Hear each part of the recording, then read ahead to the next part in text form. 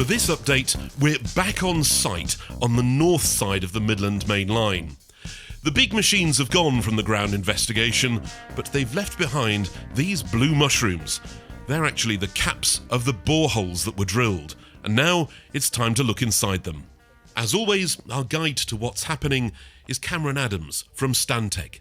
Today we're in the next phase of the works for the ground investigation, and this is the monitoring phase. Behind us there is a borehole being monitored, and the technicians are taking some ground gas readings and measuring the level for the groundwater.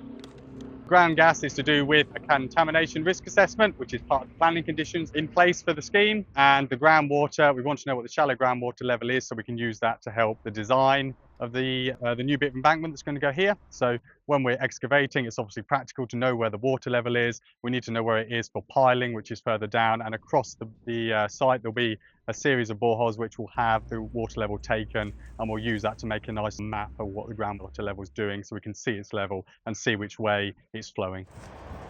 We attach the gas box first, and we're measuring the flow of those particular gases, and we spend a very short amount of time just measuring, making sure, seeing what the atmospheric pressure is there any differential pressure, and what's the general flow of any hole.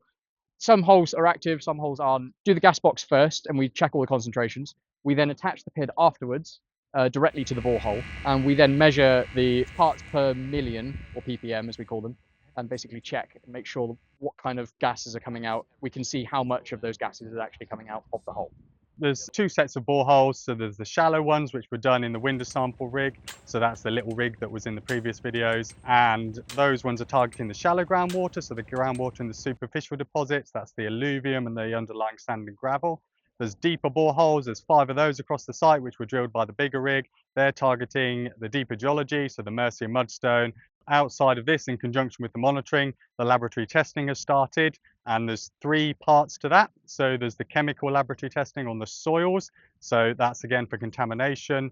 There's water sampling as part of the monitoring and see whether the site poses a risk to control waters. And the third bit of the lab testing is geotechnical testing, which is the physical properties of the soil. So we use that to work out the variety of soil strength that the different geologies have, how compressible they are, and the sulfate content, which enables us to work out what type of concrete's needed.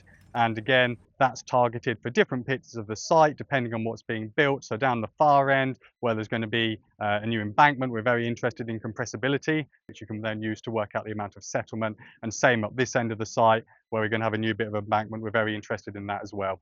So 3 bits of testing, all in the lab at the minute, and they will all be used for planning conditions and for design purposes.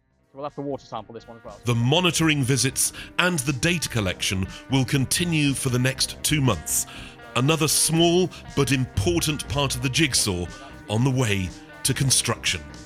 As always, if you like what you see, please consider a donation.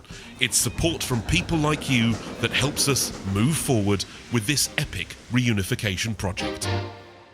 Thank you.